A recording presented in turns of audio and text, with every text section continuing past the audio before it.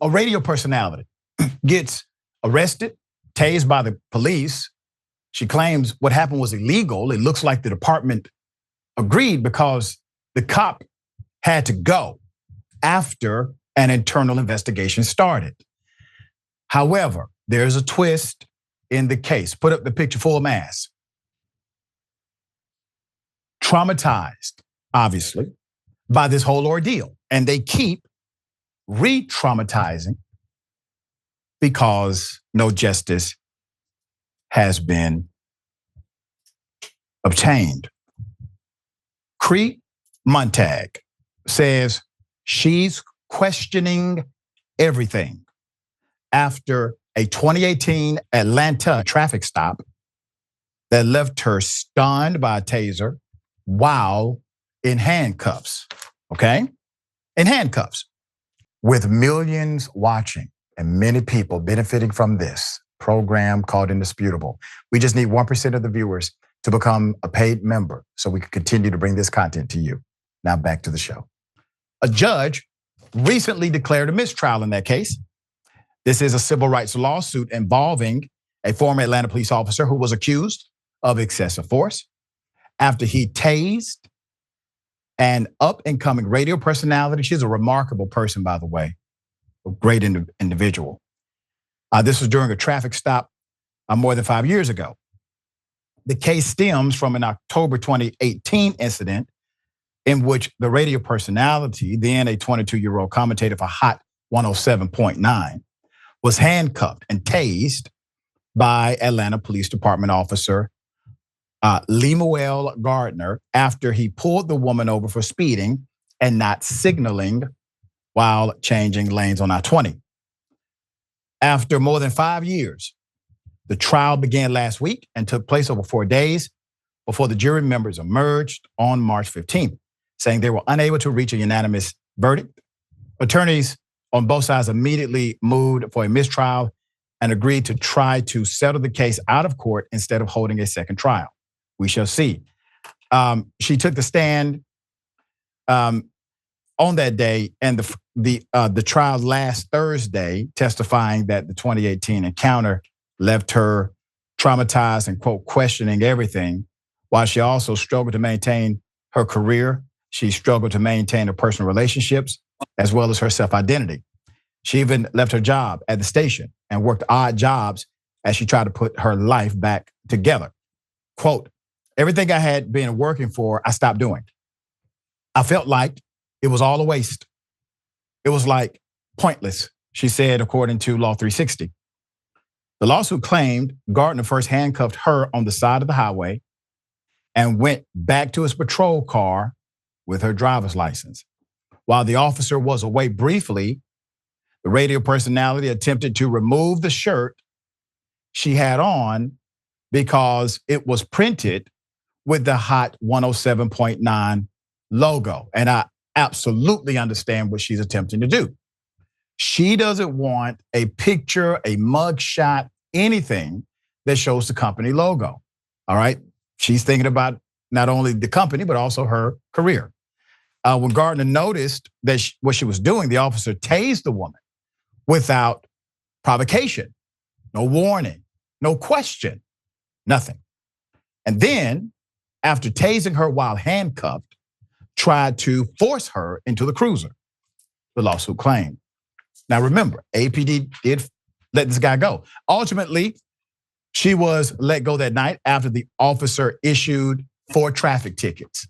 All of that over traffic tickets, once again. Lawyers for Gardner said her injury stemmed from her admission that she was trampled during a concert that she attended earlier in the evening, which led to her aggressive stance toward the officer. So they're making the case that she was injured prior to the event with the officer. Defense attorneys also provided evidence of social media posts where she lashed out at Gardner and other police officers with insults and profanities. I said, F you. I said that he had a little, I said a lot of things. She admitted on the stand. 2 years after the traffic stop, she was diagnosed with post-traumatic stress disorder as she grew distant from her own family and turned to alcohol to deal with nightmares and flashbacks, she told the jury. Previously, her lawyer, Attorney Davis, was a good friend of mine and has been on the show multiple times. Attorney Davis pointed out that Gardner did not activate his body camera during the vehicle stop, leaving no video evidence to support the woman's version of events, but vowed that medical evidence would ultimately prove that she was assaulted by the officer. Lawyers for the officer said the on-air personality was belligerent toward Gardner during the traffic stop, leading him to brandish the weapon. Now, I'm going to pause on that point just for a second. Belligerent. She's handcuffed. Okay? Belligerent. You know, there's no statute that says it is illegal to be belligerent. There is no felony code nor misdemeanor code that says it's illegal to be belligerent. As a matter of fact, we have a constitutional code that says you have a legal right to be belligerent. It's called freedom of speech. There's more. That led him, according to the defense, to brandish his weapon, but claimed he stopped short of using it on the woman. The officer resigned amid an internal probe. He left because of the incident, and the charge of reckless driving against the on-air talent was completely dismissed. February 2019, no basis for it. Okay? The same month, the Georgia State University graduate filed the lawsuit. In a statement to Atlanta Black Star, she thanked her attorneys for fighting on her behalf. With heartfelt gratitude, I extend my sincerest thanks to the Davis Bozeman law firm for their unwavering support throughout the past 5 years, as well as to the esteemed judge and jury, she wrote.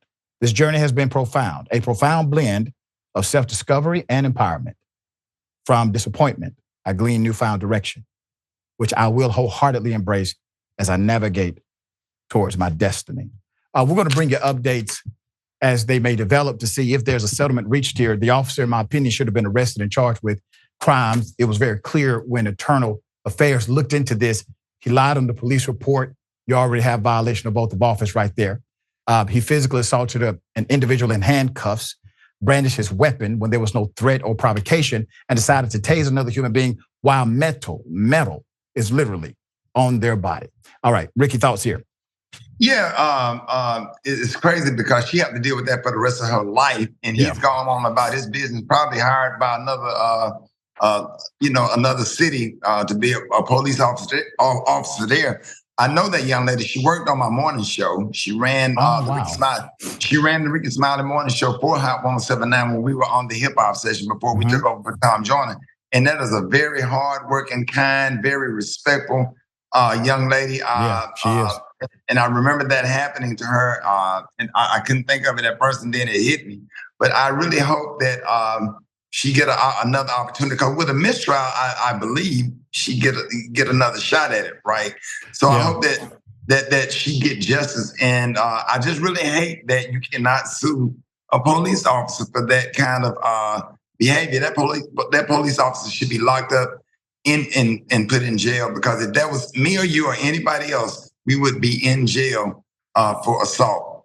That's right. And battery. That's right. And to our dear sister, obviously, we're here to support you. Yes. We are a community. We are a family. And you have nothing to be ashamed of at all. I'm thankful for your leadership. And I know it's tough. And I know unfolding these dimensions of who you are and what this world is in front of the world at the same time can be very difficult. But you are one of the most remarkable people I've ever met. And I'm sure many have the same sentiment, Rickey, Smiley, and more.